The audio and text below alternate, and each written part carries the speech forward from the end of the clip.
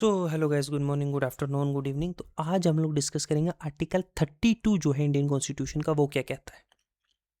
देखो, आर्टिकल 32 जो है हमारे हिंदुस्तान के जो है कॉन्स्टिट्यूशन का, वो गारंटी करता है right to constitutional remedy. Constitutional remedy का मतलब समझाता हूँ। For enforcement of fundamental right known as heart and soul of the constitution by doctor B R Ambedkar, it empowers the supreme court to issue writs directly.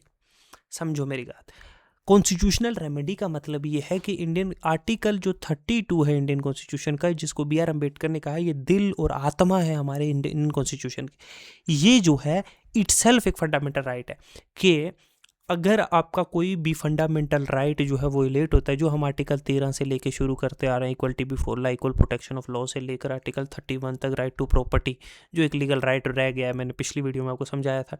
तो ये जितने भी articles हैं, इनमें से अगर किसी का भी वोलेशन होता है, for example right to life आपका वोलेट होता है, या पर्सनल लिबर्टी या राइट टू एसोसिएशन आपका रिवोल्ट होता है, आपको कोई वोलेट करता है, आपको नहीं करता है इजाज़त देता होने की, एसोसिएट होने की, आपको स्ट्राइक या हड़ताल करने की, फॉर्म एसोसिएशन बनाने की या यूनियन बनाने की कोई बनाने से रोकता है, तो आप उन वॉयलेशन के लिए डायरेक्टली सुप्रीम कोर्ट जा सकते हो। और सुप्रीम कोर्ट जाना भी एक फंडामेंटल राइट है कि आपके फंडामेंटल राइट्स वॉयलेट हुए हैं, आप उनकी जो है उसके हर्जाना मांगने के लिए भी आपको जो है जो सुप्रीम कोर्ट जाते हो, वो भी एक फंडामेंटल राइट है।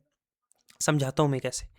आर्टिकल 32 का पहला क्लॉज ये इंश्योर करता है कि right to move to the supreme court, आप डायरेक्ट सुप्रीम कोर्ट जा रहे हो, जो अपने आपके जो हक है, जो फंडामेंटल आपका जो राइट है, उसको इन्फोर्स करवाने के लिए कि किसी ने वोलेट किया है अंडर पार्ट 3 जो है, वो भी एक फंडामेंटल राइट है। आपका हक है कि आप जा सकते हो सीधा सुप्रीम कोर्ट और अपने हक मांग सकते हो सीधा अदालत से कि हमारे ये हक की जो है उल्लंघन हुई है, इनका आप हमें इंसाफ दीजिए।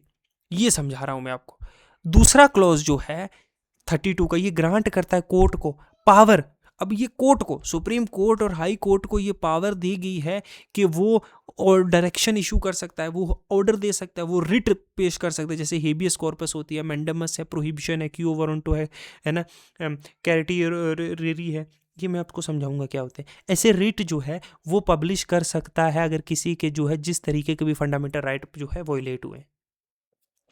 आर्टिकल 32 का जो तीसरा क्लॉज है, ये कहता है किसको, पार्लियामेंट को, ठीक है, to empower other courts such as writs, है ना, अंडर आर्टिकल, ठीक है, टू इशू रिट्स, ठीक है, other courts for such writs, कि ये पावर देता है पार्लियामेंट को कि वो दूसरी कोर्ट्स को भी ये पावर दे कि वो इशू करे रिट्स, इनके अगर किसी के फंडामेंटल राइट वोलेट हुए। आर्टिकल 32 का क्लोज 4 क्या कहता है, ये बात याद रखो। ये स्टेट करता है कि these right can not be suspended except as provided by constitution, कि इन राइट्स को सस्पेंड नहीं किया जा सकता, किया जाएगा एक ही तरीके से अगर आप जो है फंडामेंटल कॉन्स्टिट्यूशन को जो है अमेंड करो, अगर प्रोवाइड करेगा कॉन्स्टिट्यूशन के इनको नहीं करना है। फर्दर हम जब कॉन्स्टिट्यूशन का भी 32 आर्टिकल हुए, हम जब आगे कॉन्स्टिट्यूशन पढ़ेंगे, अगर कॉन्स्टिट्यूशन ही मना करे इनको जो है इस आर्टिकल को सस्पेंड करने से, तो ही हो सकता है। ऐसे कोई आर्बिट्री एक्शन या एग्जीक्यूटिव एक्शन से नहीं हो सकता ये सस्पेंड। तो आपके पास हक है, अगर इसको सस्पेंड करोगे तो बेसिक स्ट्रक्चर डॉक्ट्रिन, ठीक है, बेसिक स्ट्रक्चर डॉक्ट्रिन में जाएगा सवाल। तो जो है ना, राइट टू कॉन्स्टिट्यूशनल रेमेडी जो है ये पार्ट ऑफ बेसिक स्ट्रक्चर है, तो सुप्रीम कोर्ट उसको नल एंड वॉइड करार दे देगा। समझे। अच्छा, कुछ की direct provides direct access to Supreme Court सिर्फ by bypassing lower court for fundamental right violation. आपके फंडामेंटल राइट्स का वोलेशन हुआ है तो आप जो है सीधा हाई कोर्ट जाने के बजाय डायरेक्टली सुप्रीम कोर्ट जा सकते हो, तो ये बाईपास कर देता हाई कोर्ट को। हालांकि आर्टिकल 226 के अंदर शायद आप हाई कोर्ट भी जा सकते हो, लेकिन ये बाईपास कर देता है। ये आर्टिकल 32 जो दिया हुआ है, सीधा आप डायरेक्ट सुप्रीम कोर्ट जा सकते हो अपने हक मांगने के लिए, और वो आपकी बात सुनेंगे।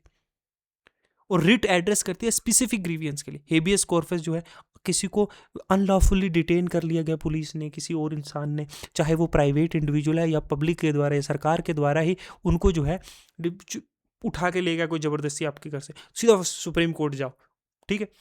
पीएलआई फाइव, अच्छा मेंडेमस हो सकती है, अगर कोई ऑफिशियल ड्यूटीज़ करने से मना कर रहा है, ठीक है, तो मेंडेमस इशू करेगा कोर्ट। जुडिशियल एक्सेस, ठीक है, प्रोहिबिशन टू जुडिशियल एक्सेस, कोई ऐसा डॉक्यूमेंट है जो आपको चाहिए, आप जुडिशली एक्सेस नहीं कर रहे तो कोर्ट देगी। Q वेरेंट for public office validity, अच्छा जुडिशियल एरर हो गया, कोई गलती हो गई, तो ये वेरियस जो है ना, ये वेरियस रिट्स जो है सुप्रीम कोर्ट इशू करेगा, और वो क्या हो सकता है, वो आपके जो फंडामेंटल राइट्स जो हैं वोलेट हुए हैं उनकी ग्रीवियंस हो सकेगी। अच्छा, ये जो है ना, ये part form the basic structure, article 32 जो है ना, वो basic structure of the constitution है। मतलब ये इम्यून है अमेंडमेंट से अंडर आर्टिकल 368 के अंडर भी इसको आपको अमेंडमेंट नहीं किया जा सकता। ये बेसिक स्ट्रक्चर का पार्ट है। बेसिक स्ट्रक्चर कब आया था? 1973 में। कब? केशवानंद भारती केस के टाइम पे। अच्छा, अगर